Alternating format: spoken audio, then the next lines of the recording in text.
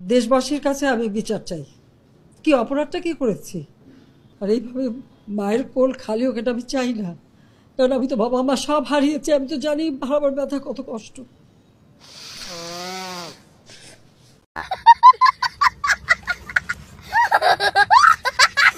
আপনি কি এখন মুখটা বন্ধ কেন? এই যে মহিলা, আপনার মুখটা এখন বন্ধ কেন বলেন তো? কি বলছিলেন এতক্ষণ ধরে? মুখটা বন্ধ কেন এখন? দেশ কোথায়? গোপালী? গোপালগঞ্জ জেলার নামই বদলে যাবে, বুঝছেন? গোপালগঞ্জ আর থাকবে না। কতগুলো আলেমকে হত্যা করেছেন, এতিমকে হত্যা করেছেন, কতগুলো বিডিআর অফিসারকে হত্যা করেছেন। সেদিন কি কোথায় ছিল হাসিনা? সেদিন হাসিনা কোথায় ছিল? मजा नहीं आ रहा है।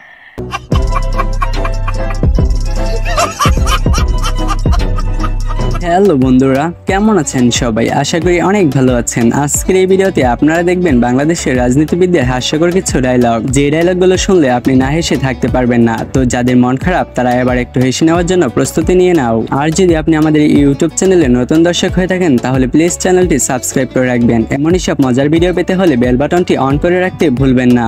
এই অমানিকতা, অমানবিক, আরে ধর জিবাটকে অনামিক অনামিক অনা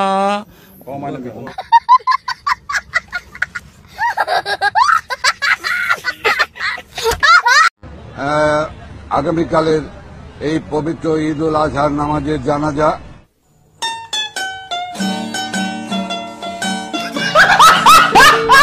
তো যাই হোক, সম্পূর্ণ ভিডিওটি দেখার অনুরোধ রইল। আর হ্যাঁ, আপনাদের কাছে বিশেষভাবে অনুরোধ রইল আমার ভিডিওগুলো আপনাদের কাছে কেমন লাগে জানাবেন কমেন্টে। এ নিয়ে আর কোনো কথা নয়, চলুন এবার মূল পর্বে যাওয়া যাক। মাননীয় প্রধান পটুয়াখালী তৃতীয় 1320 মেগাওয়াট ক্ষমতার বিদ্যুৎ কেন্দ্র। আচ্ছা, এনি কি পড়া মুখস্থ করছে? জানি না কেননা এনি যেভাবে বক্তব্য দিচ্ছে ঠিক এইভাবে আমরা যখন ছোটবেলায় পড়তে বসতাম তখন এভাবেই পড়তাম। ঠিক বলেছো। স্থাপনে শেখ কামাল, শেখ জামাল ও শেখ রাসেল মন্ত্রী পূর্তি, সেতু মন্ত্রীর পূর্তি কৃতজ্ঞতা নিশ্চয় যাচ্ছে, এগিয়ে যাচ্ছে। ইনি পারে না রিডিং পড়তে, আবার সংসদে এসে বক্তব্য দিতে। শিক্ষিত লোক বেকার ঘুরে, অশিক্ষিত মানুষ সংসদে বক্তব্য রাখে। ঠিক বলেছো। আপনি কি জানেন নেতারা খুব অস্থির হয়ে থাকে? কেননা আমরা যে ভিডিওটি দেখে আসলাম এনে তো পড়া মুখস্থ করছে। চলুন এমন আরো একটি ভিডিও দেখে আসি যে কিনা বক্তব্য দিতে আসা মাত্র পড়ালেখা শিখতেছে। আমি আবারও আমাদের শ্রদ্ধেয় নেতা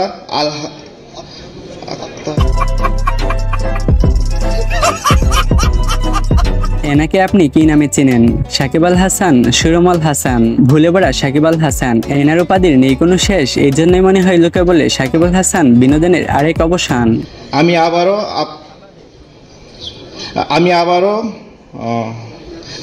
আবারও আমাদের শ্রদ্ধেয় নেতা আমি আবারও তারপর কি বলেন শুনি? আমি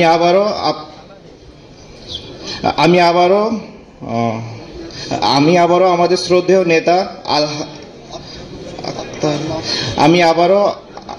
দুঃখিত, মাথা নষ্ট। কি বলবো, যাই হোক। ভালো করে পড়তে জানে না রিডিং, এই জন্য বক্তব্য রাখতে গিয়ে সাকিব পেয়েছে ভুলে পড়া উপাধি। এইরকম বক্তব্য দেওয়ার চেয়ে না দেওয়া অনেক ভালো ছিল। মান সম্মান যেটুকু ছিল এখন সেটুকু গেল। বলেন কি? হ্যাঁ, তোরে কইছে তুই বেশি জানোস। এখন দেখবেন জুনায়েদ হাসান পলকের একটি ভাইরাল ডায়লগ। ইন্টারনেট বন্ধ করতে বাধ্য হই। আপনি তো সেলসেলায় বেচতে যাবেন। ইন্টারনেট বন্ধ করিনি, ইন্টারনেট বন্ধ হয়ে গেছে। এইটা কি কোনো কথা? এখন দেখবেন খালেদা জিয়ার মেকআপ রোল এবং ভাইরাল একটি বক্তব্য। কি আপনাদের মেয়েরা তো ঝগড়া করে কেন? এই মেয়েরা চুপ করো।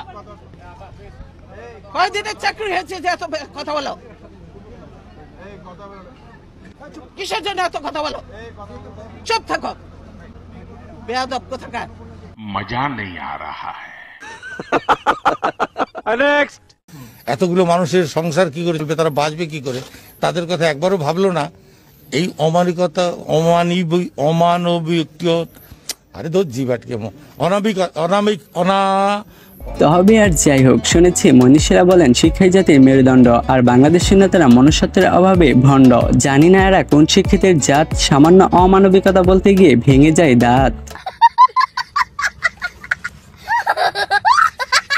এই অমানবিক আরে ধর জিবাটকে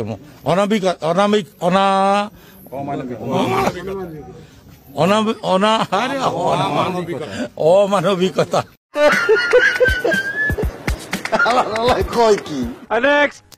এই স্বাধীনতার মাসে আমরা রক্ত দিয়ে স্বাধীনতা এনেছি। স্বাধীনতা কারো দয়ার নয়।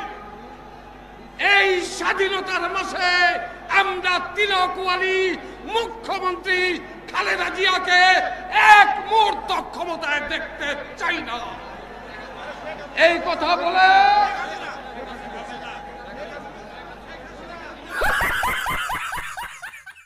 আর এক মুহূর্ত তিলকওয়ালী মুখ্যমন্ত্রী শেখ হাসিনাকে ক্ষমতায় দেখতে চাই না।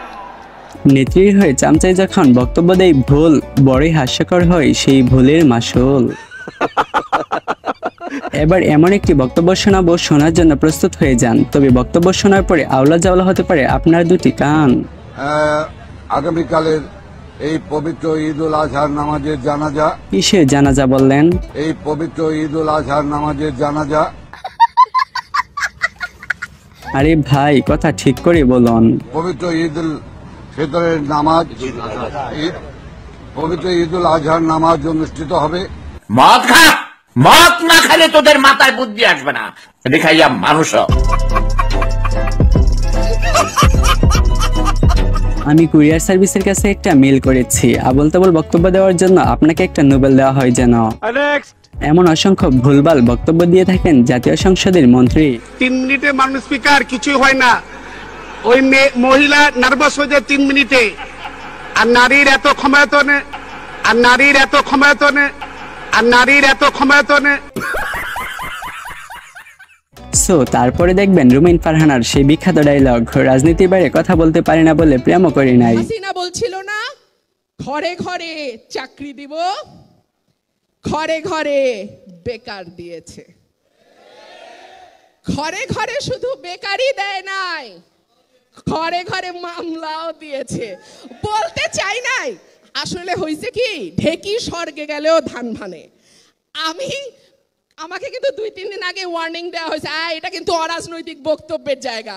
আমি বলি খাইছে, আমার মাথার চুল থেকে পায়ের নখ পর্যন্ত রাজনীতি। আমি রাজনীতির বাইরে কথা বলবো কেমনে? রাজনীতির বাইরে কথা বলতে পারি না বলে তো প্রেমও করতে পারি নাই। রাজনীতি ছাড়া আবার কথা হয় নাকি? আর যাই বলেন রুমিন ফারহানা, ইনি প্রেম করবো কেমনে? ওনার দ্বারা প্রেম সম্ভব না। রাজনীতির সাথে এমন ভাবে মিশে গেছেন, ইনি অন্য কারোর সাথে প্রেম করে ছাড়তে চান না রাজনীতি। রুমিন ফারহানা আপু যদি করে প্রেম, রাজনীতি বলবে আমাকে ধোঁকা দিয়ে তুমি কখনো সুখী হইতে পারবা না রুমিন ফারহানা ম্যাম। আমার মাথার চুল থেকে পায়ের নখ পর্যন্ত রাজনীতি। আমি রাজনীতির বাইরে কথা বলবো কেমনে? রাজনীতির বাইরে কথা বলতে পারি না বলে তো প্রেমও করতে পারি নাই। রাজনীতি ছাড়া আবার কথা হয় নাকি?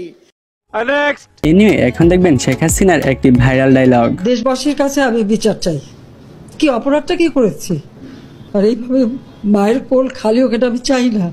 কারণ আমি তো বাবা মা সব হারিয়েছি, আমি তো জানি হারাবার ব্যথা কত কষ্ট।